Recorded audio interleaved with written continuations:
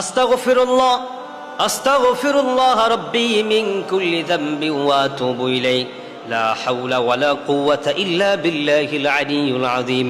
কেউ যদি এই দোয়াটি বেশি বেশি পাঠ করে তার জন্য তিনটি সুসংবাদ রয়েছে। সুবহানাল্লাহ। তাহলে ইস্তিগফার পাঠ করলে কয়টি সুসংবাদ রয়েছেন? তিনটি সুসংবাদ রয়েছেন। এক নম্বর হলো পৃথিবীর থেকে যত টেনশন আছে সমস্ত টেনশনগুলো দূর করে দেবেন। যেই ব্যক্তি বেশি বেশি ইস্তেগফার পাঠ করবে ওই ব্যক্তির মধ্যে কোনো টেনশন থাকবে না। নাম্বার 2, যেই ব্যক্তি বেশি বেশি ইস্তেগফার পড়বে ওই ব্যক্তির রিজিকের মধ্যে কোনো অভাব থাকবে না, রিজিকের মধ্যে আল্লাহ তাআলা বারাকা দান করবেন। নাম্বার 3, যেই ব্যক্তি বেশি বেশি ইস্তেগফার পাঠ করবেন ওই ব্যক্তির চেহারার মধ্যে রব্বুল আলামিন নূরানি ঝলক নাজিল করে দিবেন। সুবহানাল্লাহ।